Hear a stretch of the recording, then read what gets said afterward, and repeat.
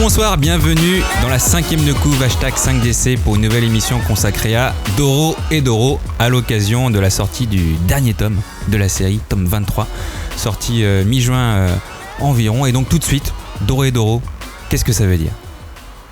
Eh ben, bonne question. Parce qu'on le voit pendant 23 tomes. C'est un nom qui ne veut rien dire pour nous français. C'est un nom qui est jamais évoqué dans le manga. Non, Non, maintenant que tu le dis, j'ai cherché c'est pas le nom d'une incantation, c'est pas dans le nom d'une attaque, j'ai cherché, il y a pas. Ça sonne comme une onomatopée quand même. Ah bah oui, moi je pensais à une onomatopée au début. Et une onomatopée qui ferait quoi du coup ? Bah qui faisait floc floc. Doro, Doro, Doro.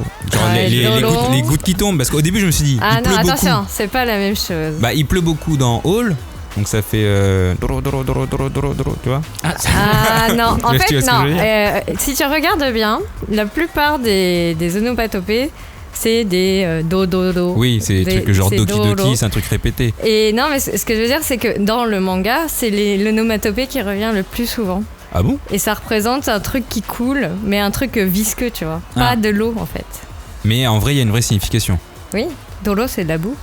Ah, et là, c'est de la boue qui coule. Que ça fait quoi ? Ça fait boue et boue ?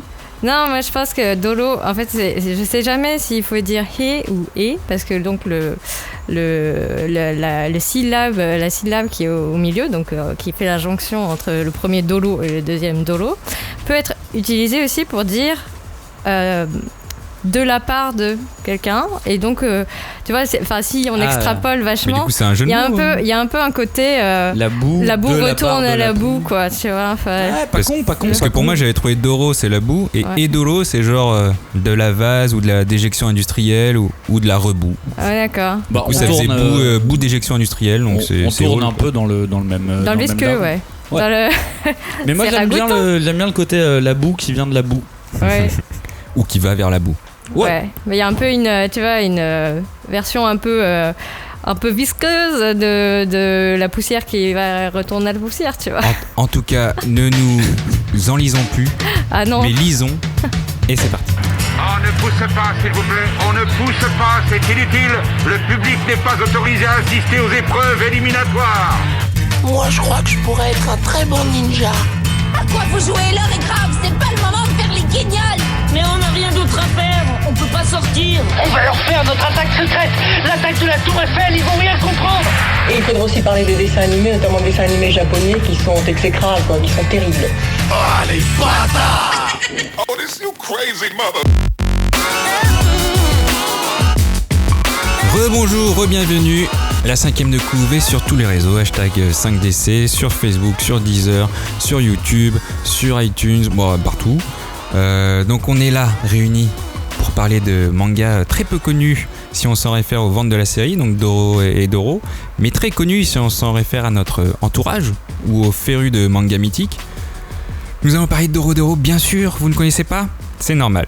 Vous ne lisez que du shonen à destination d'adolescents prépubères, craignant les gouttes de sang, alors que dans Doro et Doro, c'est clairement le sujet, j'ai envie de dire. Et vous connaissez ? Eh ben bravo, vous faites partie de cette petite niche de 1300 lecteurs environ, qui achètent la série depuis plus de 15 ans, car elle a commencé en 2002. C'est l'auteur Kyu Hayashida, en français Q Hayashida, mais de son vrai nom Kyu Hayashida. Je pense que c'est un pseudo. Bah je sais pas, il y avait marqué que son vrai nom c'était Q. Et du coup, elle a mis Q. Ça reste un auteur dont on. Une auteure. Une auteure. Ah, j'ai oublié que c'était précisé, c'était une femme. Et en vrai, on n'en est même pas sûr. Il n'y a pas de photo qui existe d'elle. Mais si, il y a une photo qui existe d'elle. Non, c'est pas qu'une. C'est pas elle. Ah bon, c'est un mannequin ? Non, c'est pas elle. C'est un homonyme. C'est un homonyme qui s'appelle Hayashida et qui s'occupe d'une sorte de société de prod de je sais pas quoi, mais c'est pas elle. Mais attendez, avant de commencer, je vous ai pas présenté. Donc, avec moi ce soir, aujourd'hui n'est pas coutume. Honneur aux dames, j'accueille ici présente notre mage noir. Bonjour Cagnard, ça va la forme ? Ça va bien. Un gyoza ?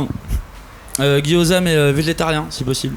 Ah oui, carrément. Trop de. Tu vas sans gluten ? Non, trop de viande dans ce manga, beaucoup trop de viande. J'ai perdu le goût à la viande. D'accord, et avec nous, notre cuisinière du jour qui ne mâche pas ses mots bien qu'elle nous raconte parfois des salades, j'ai nommé Julie. Hey, rien que c'est une mytho. Gyoza épicé. Ah ouais, moi j'aime bien. Gyoza épicé. Et c'est comme ça qu'on l'appelle d'ailleurs. Parce qu'on est absolument pas raciste et on l'appelle c'est gyoza super épicé. Le gyoza épicé. Et on va te faire ça tout de suite. Et je vais quand même citer notre fantôme caché. Il y a Max qui n'a pas de micro, mais il restera dans l'ombre tel le rat de Ratatouille nous concoctant l'émission du jour. C'est parti. Et on l'appelle comment ? Je connais plus le nom du rat de Ratatouille. Gyoza masqué alors. Gyoza masqué, ça lui va bien. Ah, Gyoza masqué. Gyoza masqué, c'est parti.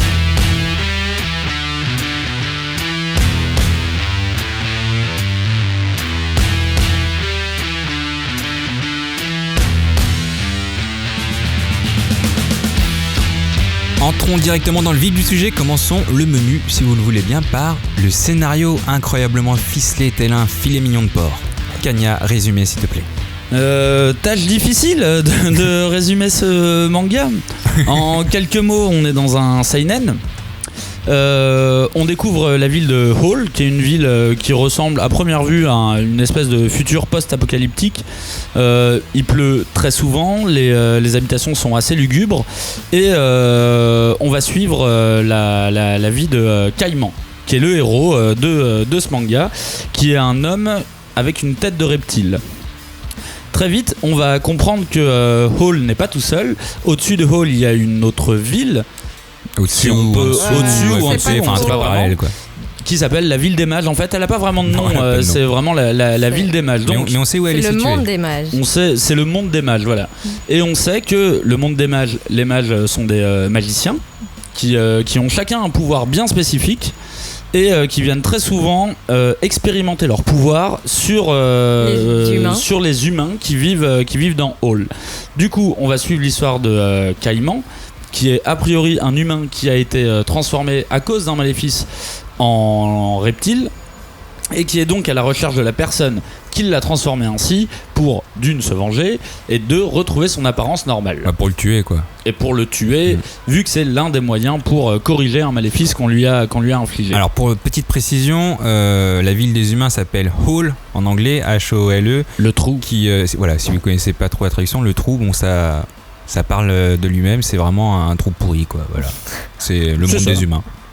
Et on va suivre du coup Caïman dans sa quête vengeresque pour trouver qui est l'instigateur de ce sort et comment il pourrait retrouver sa vraie tête. J'ai oublié un élément vraiment de ouf, c'est que Caïman est complètement amnésique. Il ne sait absolument pas ce qui lui est arrivé depuis qu'il s'est transformé en reptile. Donc scénario qui peut paraître assez simple, mais est-ce que ça cache autre chose, Julie?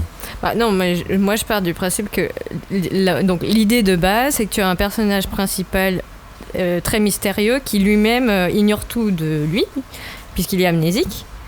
Et donc la petite pointe très très originale, c'est que oui, au lieu de se retrouver seulement amnésique, il a en plus complètement une tête différente puisqu'il a une tête de monstre, ouais.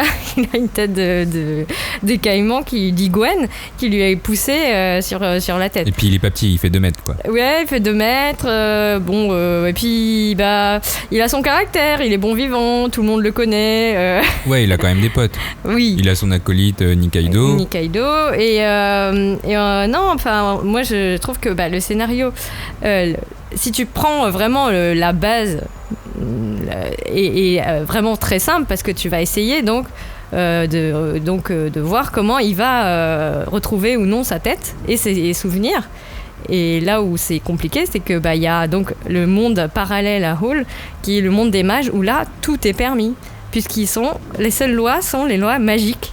Donc tout est possible. Et t'as l'impression que tout le monde est riche aussi. Et on va vite se rendre compte que ça va être un peu comme moi.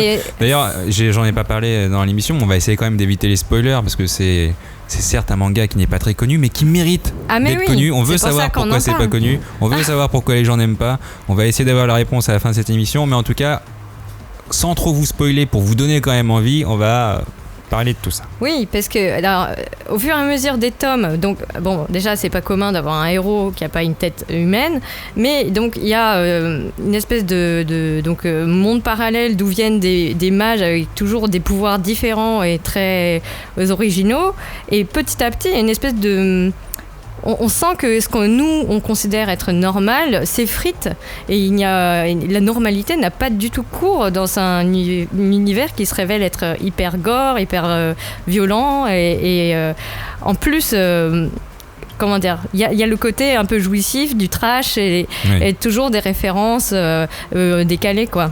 Donc, Puis elle a créé un univers vraiment totalement loufoque. Oui, et qui lui est propre. Et puis elle l'a tenu pendant presque combien, 18 ans 23 tomes, 15 ans. Ouais, voilà, 15 ans. 15 ans. Donc c'était pas mal. Et puis elle était toute seule. Et surtout, elle travaille sans assistant, ça c'est super. Bah, du coup, elle a créé quand même ce background qui sort de nulle part et qui est en fait, dès que t'as fini de lire Doro, c'est hyper identifiable où tu te dis il y a qu'un taré qui peut créer ça. Enfin, une auteure tarée. Il n'y a qu'une femme qui peut. Et moi, c'est marrant parce que ce background, de prime abord, quand j'ai découvert Doro, il m'a tout de suite rappelé l'univers de Gun avec Zalem qui est au-dessus, la décharge qui est en dessous. Alors, il y a moins le côté expérimentation.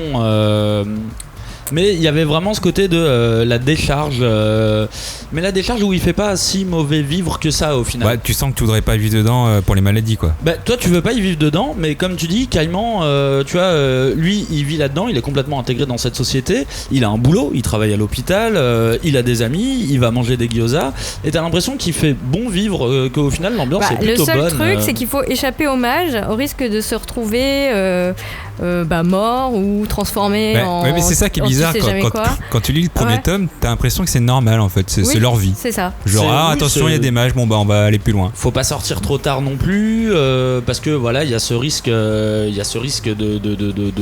se faire attraper par des mages. Et même quand tu te fais attraper, t'as l'impression que pour eux, oh mince, je me suis fait attraper, moi je vais aller chez le docteur. La plupart du temps, tu te fais attraper et tu écopes d'une déformation.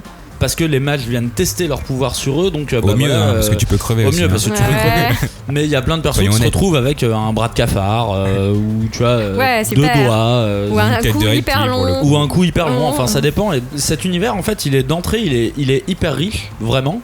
Et c'est pour ça que moi j'aime bien le rapprocher de l'univers de Gun, parce que si Gun est vraiment de la SF à proprement parler, là on donne directement des indications d'un univers de fantasy. Sauf que c'est un univers qui est complètement alors, j'ai pas vraiment de mots. Non, mais au premier tome, c'est vrai que c'est un peu fantasy. Mais dès qu'on va un peu dans la ville des mages, c'est genre cyberpunk. C'est ça le truc, c'est qu'il y a un mélange. Il y a vraiment un mélange parce que la ville est hyper moderne. On n'est pas dans des chaumières avec des mages qui ont des chaudrons et compagnie. C'est une ville qui est moderne. Mais assez ghetto. Et ils ont des balais. Non. Ils ont des aspirateurs volants. Et il y a vraiment un truc. Moi j'ai trouvé que si on devait trouver un terme, je trouvais que la punk fantasy, ça pouvait correspondre à ça. Et quelque part, ça me faisait un peu penser à Soul Eater. Parce que dans le monde des morts, dans Soul Eater, t'as ces immeubles, cette architecture qui est très moderne, mais qui est complètement entourée d'une aura fantastique, quoi, vraiment pour le magique. Coup, assez cartoon pour Soul Eater. Et t'avais un superbe oxymore que tu voulais me dire. Tu m'en parlais la dernière fois. Je pense que clairement à l'oxymore, une obscure clarté. Oui, Qu'est-ce que tu voulais dire là-dessus? En fait, c'est le principe de cette ville a l'air très sombre. Elle a l'air très très sombre. Ouais. Comme quand tu découvres la décharge dans Gun. C'est très sombre, tout a l'air hyper risqué. Juste y vivre a l'air risqué, mais en fait, quand tu découvres les personnages, tu vois que y a quand même un truc qui est un petit peu décalé par rapport à ça, c'est qu'il a l'air d'y faire bon vivre. Ils ont l'air d'être plutôt pas malheureux, les mecs, en fait. Non, ils ont sûr. pas une volonté de quitter spécialement Hall comme on peut avoir dans la décharge où les persos essayent de partir. Et il y a vraiment une ambivalence comme ça de la ville très sombre. Il pleut, c'est noir. Mais les mecs, en fait, ils ont l'air de s'éclater un peu quand même. Ils vivent un peu, ils s'éclatent. Bon, alors après, faut pas se tromper, hein. Doro, c'est pas un manga tranche de vie, hein. Non. Il y a quand même une enquête, hein. Il veut retrouver sa tête. Est-ce que finalement, c'est une enquête simple ou on va se retrouver avec un truc complexe? Pour moi, on est quand même sur un manga qui est complexe. C'est vraiment un scénario à tiroir. Et c'est un des rares mangas qui a autant de twists scénaristiques à chaque tome. Vraiment, les révélations, c'est à chaque tome. Et pour moi j'adore ça, hein. Je suis un fan inconditionnel de la série Lost. Du coup, un manga comme ça qui passe de twist en twist. L'Attaque des Titans, il y a un petit peu de ça aussi, mais en plus léger. Moi j'adore ça, mais je sais que c'est quelque chose qui peut rebuter. Parce qu'en fait, on te largue dans cet univers. Et tout de suite, t'as même pas le temps d'appréhender l'univers, qu'on est déjà en train de te développer les mystères qui vont entourer l'histoire. Et il y en a pas mal. Et il y en a pas mal. Et j'ai 2-3 potes à moi qui l'ont lu et qui ont eu un petit peu de mal au début, en fait. Ils ont eu un peu de mal à se caler dans l'histoire. Alors que l'auteur, elle essaie de faire des rappels assez souvent. Elle en fait, mais elle va très vite. Ouais, elle va très vite. Et puis surtout, enfin, oui, il y a comment dire, il y a énormément de rebondissements. Enfin, la lecture d'un seul tome est assez dense en fait. Si tu dois résumer tome par tome tout ce qui se passe, elle s'amuse à le faire elle-même. Oui, à la fin. Et heureusement pour nous, parce que donc, comme ça, on a le fil et parce que ça part dans tous les sens. Et surtout, heureusement pour vous que la série se soit terminée. Maintenant, vous pouvez enchaîner d'une traite. Ouais, c'est vrai que lire un tome tous les ans, tous les ans et demi. Je crois que les derniers tomes, la publication, c'était un tous les 6 mois. Parce qu'il faut savoir que Kyo Yashida, elle est toute seule pour faire ce manga. Elle a 24 pages à faire par mois, sachant qu'au début elle a commencé, c'était plutôt 24 pages tous les 2 mois. Elle a changé de magazine, maintenant après elle était dans un mensuel et elle a pas d'assistant, donc elle fait tout toute seule. Elle a 24 pages à rendre, elle fait tout ça en un mois et 23 tomes et elle envoie direct. Mais je trouve ça, moi je trouve ça assez fou en termes de scénario. C'est tellement fouillis, surtout qu'on a plus ou moins découvert en fait qu'elle écrivait ça chapitre après chapitre, sans plan préétabli de. Elle avait plus ou moins une trame finale, mais comme tout le monde. Oui. Mais elle se dit, vas-y, moi tant qu'on me dit pas d'arrêter, je fais mes petits trucs, j'enchaîne. Il y a eu quand même un petit moment de flottement, puisque c'était annoncé. Elle explique qu'au tome 18, elle était perdue et elle a clairement dit, voilà, c'est bientôt la fin du manga. Et je crois que c'était au tome 19. 18 ou 19 au 18, elle a annoncé que le 19 serait la fin. Ça. Et en fait, non, surprise. Parce qu'elle a dit ça parce qu'elle était vraiment perdue et elle voulait se mettre dos au mur en se disant voilà, si vraiment j'y arrive plus, je finis au 19. Et là, si je trouve quelque chose, elle a trouvé quelque chose et elle a continué jusqu'au tome 23. Et d'ailleurs, ça s'est pas ressenti du tout. Je sais pas pour vous. Non, et puis surtout, c'est quand même agréable de voir que ça se ficelle bien jusqu'au bout. Ça se tient.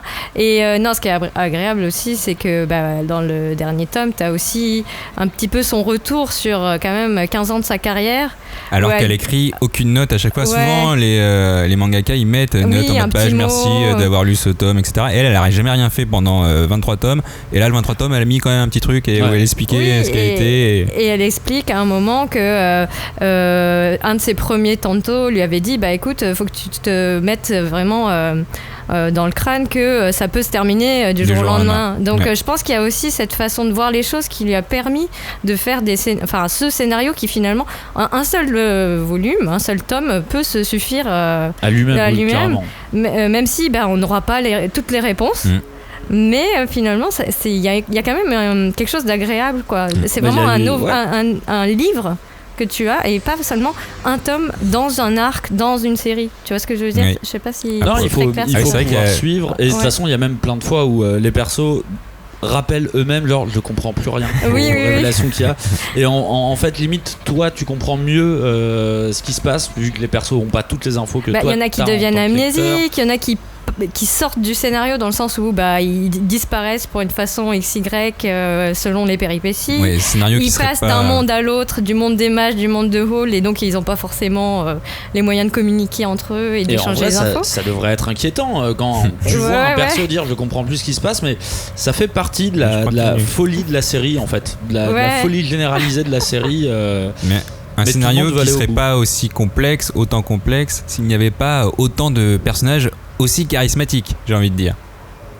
Oui, de toute façon, les personnages, je crois que c'est l'un des points vraiment principaux de ce manga et ce qu'on retient le plus. Ce que moi je retiens le plus. Et après, c'est assez spécial parce que il n'y a pas ce manichéisme habituel du il y a le bien, il y a le mal, lui il est méchant, mais on sait que si on le bat, il peut devenir gentil. Non, là, clairement, même le combat final contre le Big Boss, tu sais pas trop s'il est méchant. Généralement, c'est ça dans les mangas. Et donc, au début, on croit, sans trop spoiler, bien entendu, que les mages, c'est eux les méchants, parce qu'ils habitent, il y a des diables partout, ils habitent au-dessus de l'enfer, ils tuent des humains. Et puis, on va vite se rendre compte qu'en fait, tout le monde, il est méchant. Tout le monde a au moins 1 à 53 meurtres à son actif. Et en fait, c'est normal. Tout le monde a quelque chose à se reprocher. Le boss de la N-Family, on va peut-être en parler après, qui est le groupe de mages le plus puissant du monde, des mages a priori. Dès le départ, tu sens que c'est pas un mauvais boug, le gars. Si tu le fais chier, il va te tuer. Il le cherche pas, toi. Il a sa position de chef, quoi. En plus, le gars, ce qu'il kiffe, c'est son petit chien. Il ramasse ses crottes. Il fait des goodies à son effigie. Il a son petit business marketing. Il est super content. Donc tant que tu le laisses dans son coin, il va pas te tuer. Et bon, par contre, t'as Shin et Noi. Et Noi. Eux, par contre, ils aiment la bagarre, tu vois. Ouais, mais comme Kaiman et Après, Nikaido. Et qui, toi, tuer, c'est plus un acte genre, c'est un acte populaire, quoi. Tu peux le tuer. Ouais, il y a quand même une envie de défoncer de la gueule. Après, c'est vrai que l'auteur a introduit 2 personnages très importants qui sont Shin et Noi. Shin qui peut démembrer les gens sans les tuer. Ouais. Et Noi qui peut les reconstituer tout le monde et les guérir. Et qui sont clairement les antagonistes de Kaiman et Nikaido. Avec un 3e personnage très important dont on parlait tout à l'heure, le petit chien, qui lui permet de ressusciter tout le monde qui est mort. Bon, seulement les mages parce qu'il y a une histoire avec les diablotins dans leur tête. Mais clairement, à partir du moment où tu as introduit tous ces personnages, tout est possible, quoi. Déjà, ça te donne un aspect au niveau du background qui est quand même assez génial. C'est, soyons bien d'accord, personne ne va mourir. Ou alors s'il meurt, c'est pas très grave. Il va revenir. C'est les boules de cristal. C'est vrai qu'on part d'un défaut scénaristique où tu dis j'ai aucune implication avec aucun de ces persos vu que personne ne risque rien là-dedans. En fait, réussit à tourner ça en ressort comique, limite, où tu te dis c'est ok, je m'inquiète pas trop, et en même temps elle arrive à te le rendre dramatique à certains moments, à la mort de certains persos, et c'est comme si elle évacuait ça dès le début du récit. Genre, si on meurt, c'est pas grave, tu vois, c'est vraiment pas très grave. Puis tout le monde s'en fout d'ailleurs. Il s'en fout, il y a personne qui pleure, il y a personne qui fait il est mort. Il y a Fujita qui pleure. Ah oui, c'est vrai. C'est un peu la base du début dans le tome 1. En fait, tout part de Fujita, un pauvre loser, quoi. C'est un pauvre loser avec son c'est un peu le reflet du lecteur, quoi. C'est le plus normal dans cette folie, quoi, qui se retrouve perdu, qui se retrouve complètement perdu par rapport à tous ces monstres. Parce que on a oublié un élément important, c'est que il y a différents types de mages. Il y en a qui sont très puissants, d'autres qui le sont moins ou voire pas du tout, et ça se mesure à la possibilité que chaque mage a de produire de la fumée pour créer ses sortilèges. Et clairement, Fujita, il fait peut-être vraiment pas beaucoup. Mais il est dans les prémices, quoi. Il est là au début. Il est un des éléments déclencheurs de l'histoire du début du manga. Il est jusqu'à la fin. Ah mince, désolé, je voulais pas. Je voulais pas vous dire. Mais il meurt lui aussi. C'est pas grave. Ils meurent tous. La question, c'est combien de fois il meurt. Combien de fois il meurt, comment il ressuscite. Et votre personnage préféré, qui vous a bouleversé le plus, qui vous a... Moi, j'ai un faible pour quand même les personnages féminins, ils sont top. Mais mon couple préféré, c'est quand même le Haru et le professeur Cascade. C'est parce que c'est plus vieux, non? Ouais, je sais pas. non, mais bon. C'est limite les plus fragiles, Tu trouves aussi? Non, mais quand je dis les plus fragiles, c'est les plus susceptibles de mourir et de pas avoir de résurrection possible, tu vois. Après le diable, t'as l'impression qu'il... C'est ça qui est bizarre, les diables ils peuvent faire ce qu'ils veulent. Oui, c'est vrai. Genre parce que Haru c'est un... Non, merde, le professeur, pardon. C'est un humain. Ouais, c'est un humain. Il devrait pas pouvoir ressusciter comme ça. Le truc c'est mince, je vous ai dit qu'il était mort. Ouais, mais on a dit que c'était pas grave. C'était pas grave. Les gens meurent.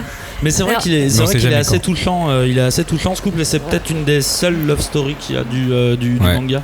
Oui. Love vraiment. Parce que moi c'est mon. Vraiment romantique. Pas le amical amoureux, tu vois. Mais on en reparlera après, mais moi je pense que tout le monde est là genre oui c'est un seinen, c'est gore, ça se tue et puis ça ressuscite et puis ça se retue, mais moi je pense que c'est plutôt un truc créé pour des jeunes adultes voire des ados, quoi, avec des questions ça parle beaucoup de sentiments, qui parlent des sentiments, ou bien surtout de comment est-ce qu'on fait pour savoir ce qu'on veut dans la vie, quoi. Et du coup, Julie, donc, elle en a eu 2 pour le prix d'un. Et Tania, je me rends compte que plus on avance et plus notre description n'a aucun sens. Alors, c'est un seinen qui est gore, mais on parle de sentiments aussi. Vous inquiétez pas, tout le monde peut mourir, c'est pas grave, ils reviennent. Ça doit pas avoir grand sens pour ceux qui écoutent l'émission et qui ne l'ont pas lu. Mais en fait, c'est pour ça qu'il n'a pas de succès. Mon personnage préféré, c'est N-san, le boss de la N Family, qui est un petit peu le chef des mages, qui est un perso très... Alors, pas tous les mages, il fait partie d'un groupe. C'est juste que c'est le groupe le plus puissant.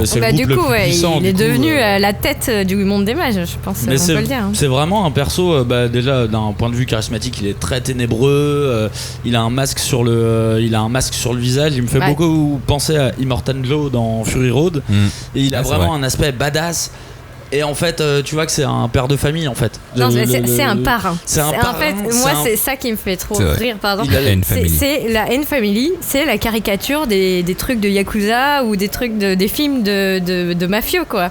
Avec le boss qui est là, les rapports entre les différents groupes, de nettoyeurs, de... Mais le boss enfin, il peut être violent, mais il peut être très paternaliste aussi. Oui. Il peut... Très protecteur. Je trouve que de la part de N-san, qui est censé être un petit peu le big boss de l'histoire, je trouve qu'il y a énormément d'humour qui découle de ce perso, du fait qu'on brise un petit peu la caricature du grand méchant, du Yakuza, comme dit Julie.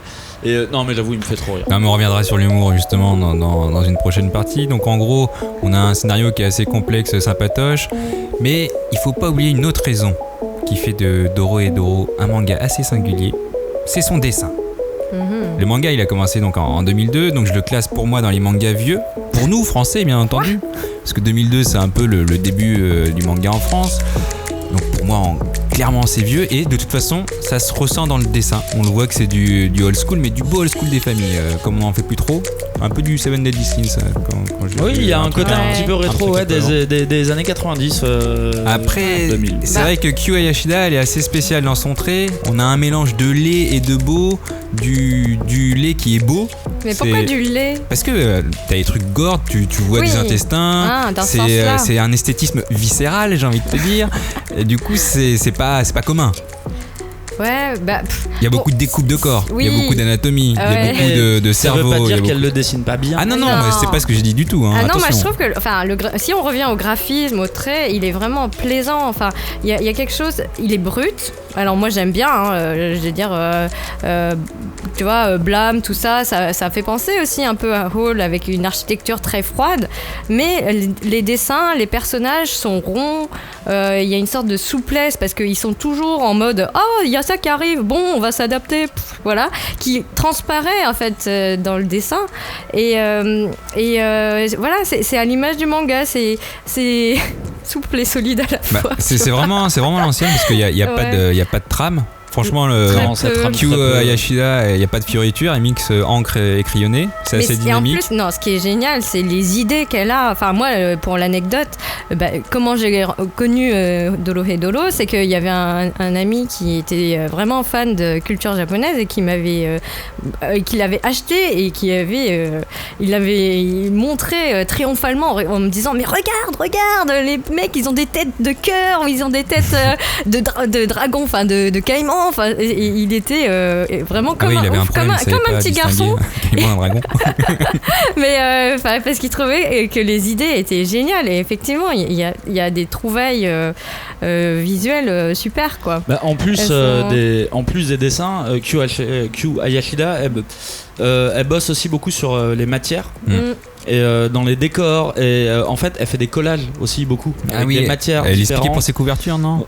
C'était pour les couvertures, mais c'est pour les planches aussi, pour avoir des rendus de texture, et c'est un truc qu'on ressent beaucoup. Et dans l'une des seules interviews qu'on a elle explique très clairement que quand elle fait une double planche, mettons, elle fait limite du collage où elle rajoute des textures sur un côté ou sur l'autre. L'imprimeur lui explique très clairement on ne pourra pas avoir ce rendu là parce que tu viens de rajouter du papier bulle limite sur le fond droit de ta case et c'est pas possible à ressortir.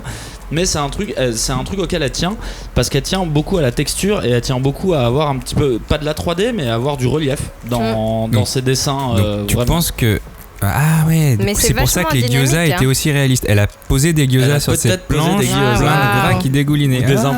Mais c'est marrant comme méthode de dessin, de poser sur les coins et tout, des textures différentes pour donner un rendu global. Elle en parle pas pour les personnages, elle en parle vraiment pour le décor, pour rajouter des trucs en plus. On parlait des masques au début, on l'a pas précisé, mais c'est tous les mages pour justement cacher un peu leur identité, ont tous des masques. Et qui cachent leur identité. Non, je vois pas. T'as l'impression que non, mais quand tu vas dans le monde des mages, t'as forcément un masque. Quand tu vas à Hall, si tu veux passer inaperçu, tu enlèves ton masque. Donc il y a un petit peu. Et techniquement, t'as l'impression qu'ils sont limite plus forts quand ils ont leur masque. Les mages, j'ai l'impression qu'ils sont plus puissants. C'est un artefact, à un moment ils l'ont dit, c'est une sorte de puissance qu'ils ont. Parce que c'est fabriqué. De toute façon c'est créé par les diables, donc voilà, il y avait ça.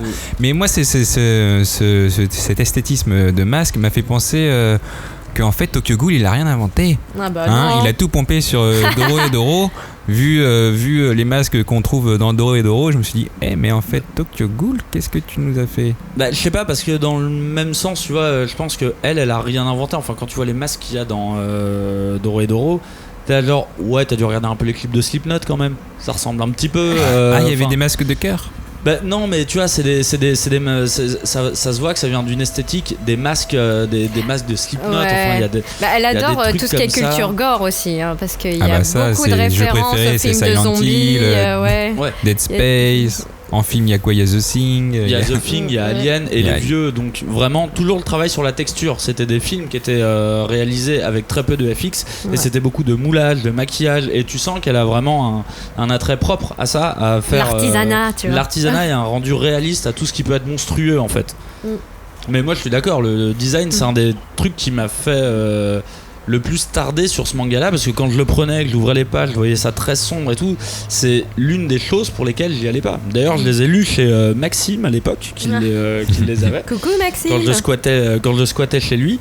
Et j'ai été sur le cul de découvrir le ton du manga quand j'ai vu les dessins. J'étais là, mais on dirait. Enfin, tu vois, moi je le prenais, pour moi c'était Berserk ce manga. Tu vois, Alors, Berserk, c'est pas drôle. Non. Pour moi, c'était la même noirceur, le même côté obscur. Et en fait, quand tu le découvres, t'as une vraie dualité entre le dessin qui est très sombre et l'ambiance qui est limite très bon enfant.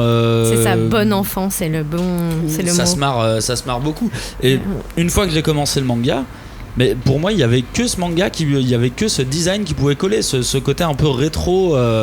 Ça me faisait un peu penser au manga de Glénat des années 90, tu vois, les guns, les Apple Seed, à l'ancienne. avec des bons brushing, tu vois, pour les filles. Enfin, je sais pas, il y avait une patte qui a pas été spécialement inventée par Glénat, mais c'est ce que ça me rappelle, tu vois. Non, mais oui, d'accord. ça me rappelle ça, tu vois. Je vois ce que tu veux dire. Après, c'est pas pour autant. Enfin, j'ai l'impression que le fan service est assez limité. Quand je parle de fan, en fait, le dessin me fait penser à forcément si t'as un manga, t'as des femmes avec des gros seins, t'as des femmes qui ont des gros seins, un gros cul, mais une taille de guêpe. Enfin, et là, t'as pas l'impression de voir ça. Les femmes principales, clairement, c'est Nikaido et Shin, et elles sont assez hautes, elles sont robustes. Shin, Bon, il y a Nikaido qui a pris 4 bonnets en un tome, entre le tome 1 et le tome 2, en se disant tiens, peut-être que ça va faire plaisir aux fans, mais t'as l'impression qu'à un moment même elle veut s'en foutre un peu de tout ce fanservice, où il y a tout un tome où elle fait baisser les seins, enfin elle fait carrément rendre plate Nikaido. Un peu, j'ai l'impression que c'est un peu de l'autodérision. Même dans le graphisme même de ces deux persos que tu viens de citer, les deux persos féminins qui sont le plus susceptibles d'être victimes de fanservice, c'est des persos filles qui sont stock. Elles sont hyper stock. Vive le culturisme, hein, je veux pas dire, mais vraiment, elles sont stock, et ça c'est la même, pour moi c'est un peu des graphismes des années 90. En fait, ça fait penser à Crumb. Ouais, limite, oui, il y a un côté un peu comme ça où elles mettent des Rangers et puis elles y vont, et puis elles sont stock, ça les empêche pas d'avoir des grosses poitrines, en même temps leurs muscles sont déjà hyper proportionnés, donc pourquoi pas la poitrine aussi, tant qu'à faire, tu vois, limite ça me paraît plus logique. Et Julie, tu disais au début on sait même pas si c'est des femmes. Bah ouais, et puis surtout, non, moi ce que je trouve, ce qui est intéressant, c'est que il y a comme on disait tout à l'heure, les scénarios, ils passent vraiment par toutes sortes de péripéties, mais pendant le début du manga, que ce soit Noi ou Nikaido, finalement le fait que ce soit des filles, tout le monde a l'air de s'en foutre. Et même elle. Et pour moi, ça me fait penser à. Enfin, je me dis, je pense que c'est parce que l'auteur est une fille, tu vois, et que il y a toujours un moment dans ta vie où tu sais pas que t'es une fille. Et puis il y a un moment, tout le monde te dit, si, t'es une fille, alors t'as pas le droit de faire ça et faire ci. Et là, c'est vraiment une façon de dire, fuck, quoi, elles font ce qu'elles veulent. Et il n'y a pas vraiment d'importance. Voilà, ça n'a pas du tout d'importance. Bon, après, à un moment, ça change un peu. Il y a une espèce de pudeur qui s'installe, etc. Mais vite fait. Oui, non, Chine, elle se fout à poil. En fait, c'est bizarre parce qu'au début, qui se fout, pardon. Au début du manga, en fait, c'est beaucoup de nudité. Mais c'est pas forcément du fan service, c'est de la nudité. Parce que elles font des boulots physiques, elles ont chaud, elles enlèvent en avant, c'est effectivement Après, on peut commencer, enfin pour moi, vers la fin de la série, on peut commencer à tendre vers du fanservice. Et puis à un moment, elle redresse la barre. Hein. Elle redresse la barre parce qu'il y a toujours le coup de bâton. Le perso féminin devient un perso masculin, et il est hyper stock et tout. Du coup, ça aussi, ça peut être du fanservice ou de la nudité. Enfin, il y a un équilibre. Un des équilibres qui est les plus durs à avoir en manga, c'est de ne pas sombrer dans le fanservice. Et moi, je peux pas qualifier Doro et Doro de fanservice. Ah non, clairement pas. Alors qu'il y a de la nudité, tu vois, il y en a. Il y a des poils. Mais ce qui est drôle, pour revenir plutôt à la différence qu'il y a entre le hall et le monde des mages, c'est génial aussi d'avoir, tu vois, ces deux espaces séparés, parce qu'il y en a un qui est hyper foisonnant, et tu dis bon, c'est vraiment le terrain de jeu pour toutes les idées les plus stupides, les plus bizarres, les plus malsaines. Et de l'autre côté, t'as une espèce de monde où tout est blasé. Les gens, ils sont tellement habitués à se faire ramasser la gueule par les mages qu'ils sont blasés. Ils n'ont pas d'ambition, ils n'ont pas d'imagination, mais ils acceptent les choses, quoi. Ils vivent, ils vivent comme dans un bidonville. C'est ça, c'est le bidonville. Et à côté de ça, t'as les mages qui sont là, on va créer ça, Puis, ils ont plein de, c'est vrai de gadgets, de machins, genre mais c'est trop bien. Où est-ce que tu as trouvé ces chaussures funéraires? Tu vois, qui pense à cette idée-là. Je cherche pas plus loin, c'est des babouches. Ou des tapis, mais les tapis, c'est plus ce que c'était, on est trop serré, pour voyager. C'est des trucs complètement absurdes, quoi. Mais voilà. Tu sais, l'ambiance que je trouve hyper particulière de ce manga et qui est aussi difficile à définir de notre part, je pense qu'elle vient aussi beaucoup du dessin, parce que comme tu dis, tous les mages ils possèdent des masques, et du coup de base quand tu vois apparaître un mage, il a soit un design très badass, vraiment genre tu prends Shin qui a un cœur, quoi, son masque c'est un cœur. Et dès qu'il l'enlève, en fait, il a un visage assez angélique, assez d'enfant. Assez poupin, ouais. Et le manga alterne toujours avec ça. Oui, sauf que Shin, en japonais, ça veut dire cœur. Oui, mais pour nous français, ça veut dire chi. C'est la même chose pour d'autres persos qui on découvre leur visage que plus tard. Après, même au dernier tome, on en découvre encore un. On en découvre encore. Comment ça, t'étais une meuf, tu ne l'avais pas dit? Et les mecs ou les meufs sont en fait assez doux. À chaque fois, ils ont des visages assez doux, je trouve, au final. C'est ça, et c'est rond et tout, mais ça leur permet. Et c'est l'ambivalence exactement de ce manga où tu vois, tu peux lire un tome qui va être foncièrement gore, obscur, noir, et d'un coup, tu vas avoir un interchapitre. Il y a beaucoup d'interchapitres où c'est juste des illustrations, et à chaque fois les interchapitres c'est des photos où c'est des sortes de photos de famille. Ils font un pique-nique, ils sont en pique-nique, c'est entre temps, sinon on se marre en fait. Classe, ils sourient, ils sont contents. Et t'as une ambivalence comme ça qui fait que quand tu termines un tome, c'est jamais comme quand tu termines un tome de Berserk ou Kijima, tu vois, où ça te met dans le bad. Doro, ça te donne limite la pêche, parce que déjà il y a ce truc de on s'en fout. Et surtout, t'es pas saoulé. Il n'y a pas d'écœurement. Non, il n'y a pas de. Non. Même avec 23 tables. D'écœurement avec Shin. Voilà. D'accord. En tout cas, un chara-design au poil. Parfois avec plein de poils d'ailleurs, aussi bien pour les hommes que pour les femmes. Il y a des habits en tout genre, on n'a pas trop parlé des habits, mais on retiendra quand même les allures de Chidaruma, le boss des diables, qui au fil des millénaires nous fait toute sa garde-robe. Ils sont tellement cool, les diables. Mais oui. On a même une description de tout ce qui fait un diable, la gueule. Non, c'est très bien, une folie assez déjantée. Et même en plus, je fais juste une petite aparté sur les personnages féminins qui sont, comme on disait, très stock, très masculinisé, si on peut dire, et pourtant ça les empêche pas d'être hyper coquettes quand il y a des réceptions, tu vois. Mais elles savent pas marcher en talons. Mais c'est génial. Mais ça c'est super.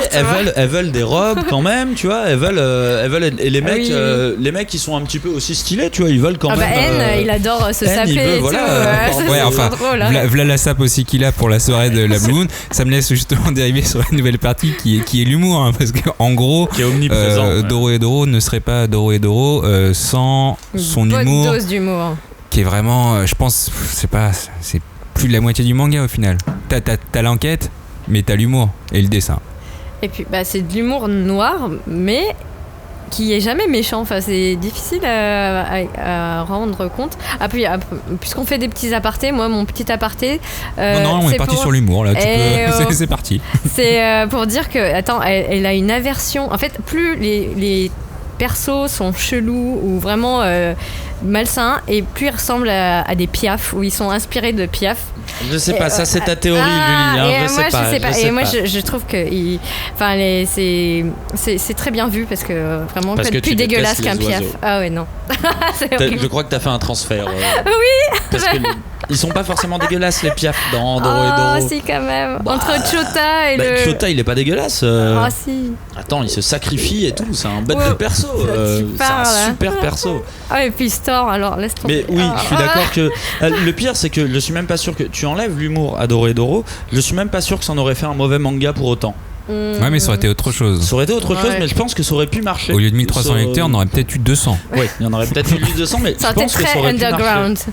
Le truc, c'est que t'as raison, l'humour fait partie omniprésente de ce manga, et pas de l'humour comme tu peux en trouver partout, partout, comme dans la plupart des mangas. Moi, c'est un truc dont j'ai énormément de mal. L'humour dans le manga, c'est quelque chose avec lequel j'ai beaucoup de mal à vraiment rire, et ce manga m'a fait rire du tome 1 au tome 23, pas de la même manière à chaque fois, mais il m'a fait rire un nombre incalculable de fois. En plus, ça peut être n'importe quoi, ça peut être ancré dans l'histoire, donc on rigole parce que Caïman il s'est encore viandé comme une merde, il a bouffé tous les gyoza, il s'est fait défoncer, mais il y a un moment où t'es sûr de rigoler, pratiquement à chaque fois, c'est le Maléfice bonus. À la fin, t'as un chapitre de 20 pages de bonus qui est pas censé coller l'histoire, mais parfois justement ça donne des indications. C'est le bon moment, et tu vois, c'est le truc bien trouvé pour mettre un petit flashback de Ed. Tiens, on va lui raconter sa vie. Il a fait un film de lui en vidéo. Il a fait un truc drôle. Et à chaque fois, il y a quelque chose. Mais c'est les pages bonus les plus drôles que j'ai jamais lues de tous les mangas de ma vie. C'est les pages que moi je lis jamais. Les pages bonus, ça me fait jamais rire. Celles-là, tu les attends limite. Vraiment, tu les attends. T'as envie de savoir quelle va être la prochaine connerie. Et puis à la fin, on a ce petit résumé qui est pareil. Toujours retourné dans l'humour. Ah bah lui, il est mort, on sait maintenant pourquoi. Elle, on verra. Mais lui n'aime pas les champignons. Lui, bizarrement. Alors que c'est N. Mais il y a vraiment plein de sortes d'humour différents dans ce manga, et c'est limite pour ça que je trouve que c'est un manga qui est humoristiquement très proche de l'Occident, parce que t'as du running gag, t'as du comique de situation, t'as du comique absurde avec Ebisu. Ebisu, c'est un des personnages les plus absurdes et qui est vraiment qui est vraiment l'incarnation de l'humour absurde dans ce manga, mais qui en même temps interagit à mort avec N. Et les interactions qu'ils ont entre eux deux, mais moi c'est ce qui me fait le plus rire, quoi. Vraiment, où t'as le perso le plus darkness et le perso le plus stupide, et tu sais pas comment, mais ils arrivent à s'entendre dans leur stupidité. Mais c'est parce qu'elle s'entend bien avec le chien. Du coup, toi, il y a comme il y a un mec, un chien au milieu, il y a un petit lien. N l'aime bien. Ouais, mais il veut pas lui donner de thunes pour acheter de robe. Mais oui, mais il y a le côté papa et sa petite fille, la petite dernière qui est gâtée, alors que bon voilà. Qui veut des seins plus gros. Ouais, qui veut toujours des trucs chers. Elle est horrible en vrai. Bissou, elle est horrible. En même temps. Oh, mais non, mais attends, il faut dire, sans trop spoiler, bien entendu, il faut dire qu'elle a eu un traumatisme. Elle enchaîne traumatisme sur traumatisme. Oui, elle enchaîne, et après tu sais plus si elle a toute sa tête. Après il y a encore autre chose qui fait qu'elle perd encore sa tête. Tout d'un coup elle perd sa tête, mais elle rigole à tout. Et du coup genre même les situations dramatiques elle rigole, mais même les situations d'humour elle rigole, mais alors que. Mais le perso est génial. Le perso est génial parce que c'est limite un comique de second plan. Parce que même quand il se passe des trucs graves, elle est toujours en second plan. Elle passe raconter une connerie, demander à avoir une poitrine plus grosse alors que ça a aucun rapport avec ce qui se passe. Et puis elle a un rôle important quand même. Elle a un rôle important. Pour le coup. Non, mais moi je pense que l'humour de Doro et Doro, ça tient au fait qu'il y ait les diables, quoi. Mais vraiment, vive les diables. Les diables ils sont cool. Alors tu vois, il y a un des bonus qui est super, où ils énoncent les qualités, tu vois, qu'il faut pour être un diable. Et donc il faut être joyeux, violent, désordonné, puéril et spontané. Et laisser libre cours à ses désirs. Mais oui, voilà, spontané quoi. Ça se voit tellement dans le manga quand tu vois des diables qui arrivent, c'est n'importe quoi. C'est n'importe quoi. Ils interprètent tout de travers, genre ils voient des gens se noyer, ils leur font regarde, je t'envoie un truc, et puis ça sert à rien. Rien à voir, genre je t'envoie un piment dans la bouche. Allez, vas-y, salut. C'est un peu, c'est ça cette ambivalence de.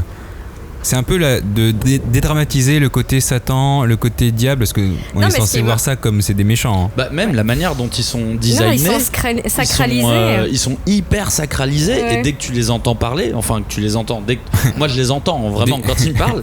Alors oui, déjà il y a un texte spécial qui dit qu'on sent que ta voix elle est pas normale. Ouais, que c'est une typo très grave et tout, et ils racontent des conneries tout le temps, ils racontent des conneries et tu sens qu'ils sont pas sérieux, que c'est un jeu pour eux, mais qu'en même temps tout le monde les vénère. Ils sont au-dessus de tout dans cet univers-là.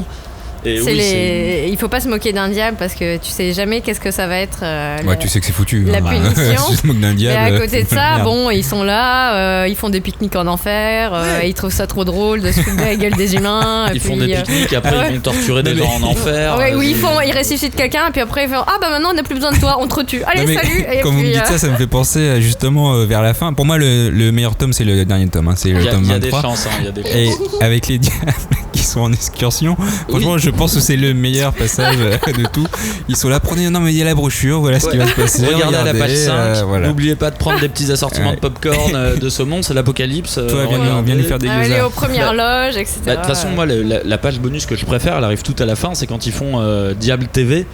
Tu vois les 666 chaînes différentes de Diable TV qui sont toutes, mais n'importe quoi, vraiment. Il y a des dramas, c'est super. Hein. Moi, j'ai envie d'en voir un. Il était trop bien. Mais ils m'ont donné. Mais j'avais oublié cette histoire de on va dans l'enfer et puis on tue les. Enfin, ils marchent et puis ils tuent tout le monde. Ils tuent des gens, après ils font un pique-nique. Regarde ces petits humains, enfin mages. Ils essaient de reproduire ce qu'ils font. Non, l'humour est. Est-ce qu'il est trop décalé? Il est trash, il est volubile et puis il est créatif quoi. Trop décalé, je pense pas. Je trouve pas qu'il soit trop décalé. Pour moi, il flirte à chaque fois. En fait, j'ai rencontré personne jusqu'à aujourd'hui qui m'a dit j'ai pas trouvé ce manga drôle. Ah ouais, non.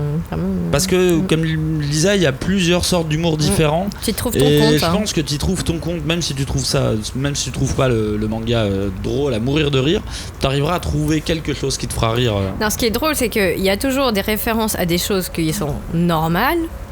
La cuisine, le sport, mais complètement décalé quoi. Donc les recettes de cuisine du diable, de Satan, voilà. C'est toujours ou bien la télé-réalité de Satan ou le marketing appliqué aux mages. Vous n'avez pas parlé des toilettes de l'enfer. Les toilettes de l'enfer aussi. Des toilettes qui sont reliées directement au feu de l'enfer. Au feu de l'enfer, tu tires la chasse d'eau et attention à ce qui va se passer. Alors pour moi, il y a quand même deux phases dans le manga au niveau de l'humour. Ça se découpe vraiment du tome 1 au tome 12, où pour moi c'est vraiment la partie la plus drôle du manga, où vraiment on s'éclate, et pourtant il y a des révélations à chaque tome, il y a des twists à chaque tome. Après, à partir du tome 12, il y a la disparition de certains persos, des séparations de certains duos aussi. Et puis l'introduction aussi de certains autres. Je pense à Dokuga le gothique, où dès qu'il y a Dokuga, tu rigoles pas. Hein. Enfin, si tu rigoles de lui, parce que justement, il est un peu gothique. Le clan des yeux en croix, moi, ils me font mourir de rire. Ces mecs-là, ils me font mourir de rire, mais ils remplacent pas la promo sur le PQ. Pardon. Ça remplace pas certains persos qui ont disparu depuis le tome 12 ou 13. Mais dès le tome 20, tout le monde revient pour le grand final. Et pour moi, à partir du tome 20, ça y est, c'est reparti. On retrouve. Mais ça veut pas dire que c'est moins drôle. Hein. C'est juste, c'est différent en fait. T'as plus les mêmes mécaniques de rire, mais ça marche quand même. Hein. Ah non, clairement. Ah non, mais moi j'allais dire justement, on a tout ça, on a cet humour très très décalé, toute cette folie, on a ce scénario complexe, loufoque, mais pas simple. Ouais. Logique, on a ce destin un peu torturé, sombre, chaotique, mais en même temps on comprend tout, c'est pas du Tokyo Ghoul où on comprend que dalle dans les combats. Pardon. Et encore. J'ai fait une émission Tokyo Ghoul, si vous voulez l'écouter, vous pouvez l'écouter. Voilà. Mais dans tout ça, ce qu'on retient, c'est que Doro est Doro, et d'ailleurs elle nous le rappelle à chaque fois l'auteur à la fin de chaque tome, c'est que tout peut se passer parce que c'est le chaos. Ouais. Tout peut arriver. Chaos total. Tout peut arriver vraiment. Et clairement pour moi le chaos là-dedans, que je retrouve en premier, c'est la bouffe. Il n'y a pas un seul tome où elle ne parle pas de bouffe. Il n'y a pas un seul tome où ils bouffent pas de gyoza. Il n'y a pas un seul tome où ils font pas mais n'importe quoi. Hein. Mais ouais, à bouffer, il y a plein de trucs. Les tourtes, les gyoza, les rôtis. Quand tu crois qu'il n'y a rien, tout d'un coup, il y a un personnage qui a un pouvoir. Ils font une réception avec de la bouffe. Ouais, ils ont toujours un truc qui te donne envie de bouffer. Non, par contre, je vais vous dire la vérité, j'ai bouffé 3 paquets de gyoza. En lisant. En les relisant là. 3 paquets de 25 gyoza à chaque fois. Je suis au Kmart. Et à chaque fois, j'en bouffais 7. Bon, j'étais pas tout seul, hein. Il y a ma copine. Ah ouais, quand même.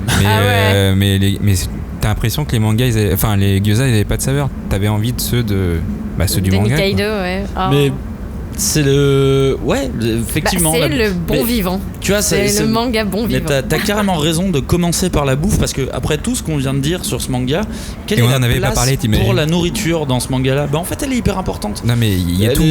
Il y a tout. Il y a même un moment où il n'y a pas de bouffe. Tu fais, c'est bon, j'ai pas eu de bouffe. Et là, il y a un mec qui a un pouvoir. Là, c'est quoi c'est de faire les gens en tourte. Le mec qui s'appelle Turkey.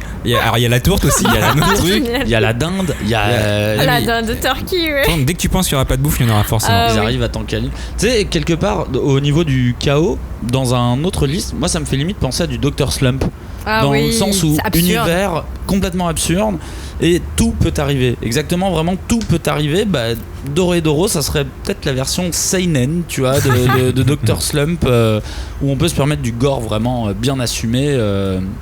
Mais dans tous les cas, ça reste une des pierres angulaires. Tu sens que l'auteur, c'est un des trucs qu'elle veut faire passer.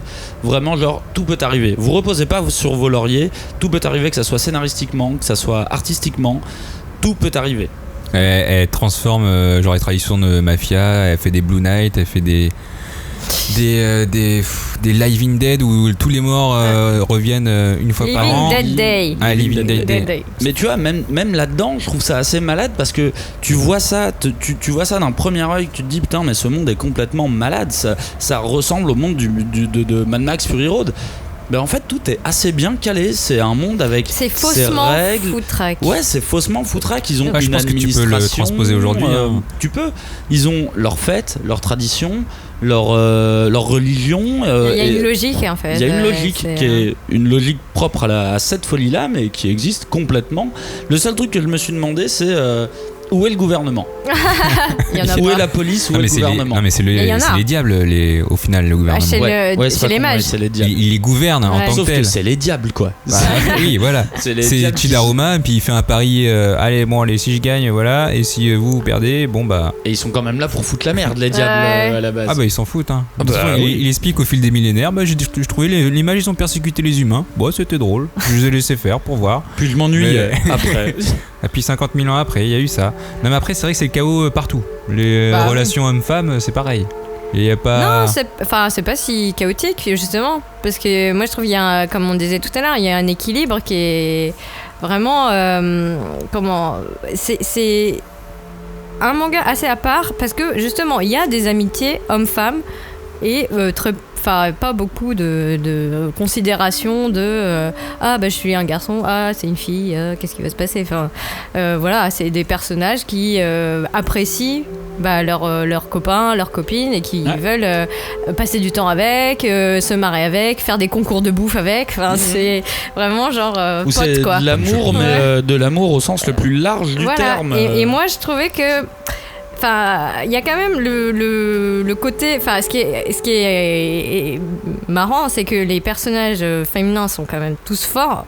Même Ebisu, qui a un grain, elle a quand même des atouts, quoi. Au final, elle a un pouvoir assez conséquent. Et il y a quand même pas mal de persos féminins qui sont à qui on propose de devenir des diables, tu vois, genre d'avoir vraiment le pouvoir suprême d'être, comme tu disais, de gouverner et tout. Ah oui, on l'a pas dit, on peut devenir un diable. Exactement. Oui. Les mages peuvent subir une formation, je pense, c'est d'un an. C'est une formation d'un an. Qui est très administrative aussi. Si t'as pas suivi, normalement t'es pas diable officiel. Hein. Et après, et en face, tous les personnages hommes, ils sont surtout des jeunes hommes. Il y a très peu d'hommes. Pour moi, ils sont tous un peu des gamins qui préfèrent rester dans leur rôle de gamin. C'est intéressant, quoi. Il y a un peu un refus d'aller sur un terrain de homme-femme, donc d'autres possibilités. D'accord et pas d'accord, parce que je trouve que en fonction des rôles féminins, elles sont parfois catalyseurs des mecs qui sont des gamins, et parfois c'est elles qui foutent la merde, comme dans le cas de Shin et de Noi. C'est Noi qui fout la merde la plupart du temps. Elle adore la bagarre. Elle adore la bagarre, et du coup c'est Shin pas qui trop vient. Aux conséquences. Mais je trouve qu'il y a un vrai bon équilibre dans les duos. C'est aussi qu'elle a un pouvoir qui lui permet de ne pas réfléchir aux conséquences, quoi. Justement. Il l'explique à un moment. À cause de son pouvoir, justement, il se dit vas-y, j'y vais, on verra. Alors que normalement, on devrait se dire, en fait, t'es hyper importante vu que t'as ce pouvoir-là. Donc attention. Ouais, mais elle en fait pas trop. Mais moi, je l'avais évoqué un petit peu au début, mais je trouve que voilà, c'est pas tant chaotique, mais il y a ce côté de tout le monde dit c'est seinen, mais non, moi je pense que c'est vraiment une sorte de shonen up, tu vois, mais c'était en 2002, donc c'était peut-être un concept qui n'était pas encore vraiment c'est un concept français aussi du coup oui, non, parce que éditorialement ça de toute façon ça au Japon, au Japon, tu vois. Pas, mais toutes les questions, tous les persos finalement ils sont dans des interrogations qui sont plutôt des interrogations d'ado. Tu vois, Caïman c'est qui je suis, est-ce que je veux savoir qui je suis, qui je veux être, famille, qu'est-ce que je veux devenir, qu'est-ce qui est le plus important pour moi. Et tu vois, il y a un fond de je veux pas grandir, je veux pas devenir comme des gens comme ça, ou tu vois, il y a cette peur-là des responsabilités aussi. Édité à l'heure actuelle, est-ce que ça serait pas un petit peu l'équivalent de l'Attaque des Titans, qui est censé être un seinen vu la violence du truc? Alors il n'y a pas le côté humour de Dorohedoro, mais maintenant la frontière elle est beaucoup plus sensible, et l'Attaque des Titans est un shonen, tu vois. Ouais, mais c'est assez spécial parce que alors que c'est archi gore, limite moi je trouve l'Attaque des Titans plus gore que Dorohedoro. Ah oui, moi aussi. C'est parce qu'on est ancré plus ou moins dans une réalité et les gens ils sont pas très fun. Alors que là, Dorohedoro, c'est du fun. Allez, vas-y, on veut, tu en voilà. Il y a le côté cartoon. Il y a aussi une grosse différence, pour moi, entre Dorohedoro et Attaque des Titans, c'est que l'Attaque des Titans, il y a une intrigue politique. Clairement. Ouais, mais il y a des intrigues politiques aussi dans Dorohedoro. Vite fait. Si, savoir qui va prendre le pouvoir, les yeux en croix, est-ce que c'est haine, enfin c'est des intrigues politiques. Mais c'est pas très compliqué. Ça aussi, Lui, il veut prendre la place parce qu'il est plus fort. L'autre, il est pas content. Il y en a deux. Non, en fait, là où tu vois, tu te dis c'est pas compliqué, c'est juste que c'est pas essentiel dans ce monde-là. Peut-être qu'on s'en fout. Parce que c'est central dans la question de l'Attaque des Titans, mais que ça soit à Hall ou dans le monde des mages, finalement, tu comprends que ça fait partie du game d'avoir plusieurs chapelles qui se tirent la bourre, quoi. Bon, en tout cas, je comprends pas pourquoi Dorohedoro, les gens n'aiment pas. Moi, je pense qu'il est sorti trop tôt. Je pense qu'il est sorti trop tôt, il est sorti chez Soleil Manga, tu vois. Il est sorti avant chez un autre éditeur, mais après ça a cassé et Soleil a repris, ouais. Tu vois, Soleil Manga, je suis désolé, enfin c'est ma vision de Soleil Manga, mais c'est pas un éditeur de pointe en termes de seinen et de shonen. Alors peut-être plus maintenant, mais à l'époque, honnêtement, moi, Soleil Manga, j'en avais rien à foutre. Tous les gens qui ont découvert, moi le premier, si j'étais pas tombé dessus par hasard chez Maxime, et s'il l'avais pas conseillé à d'autres gens, en fait la plupart des gens n'en ont jamais entendu parler. Et je pense que c'est sorti trop tôt, à un moment où les gens n'étaient pas forcément prêts pour du seinen aussi absurde, aussi gore.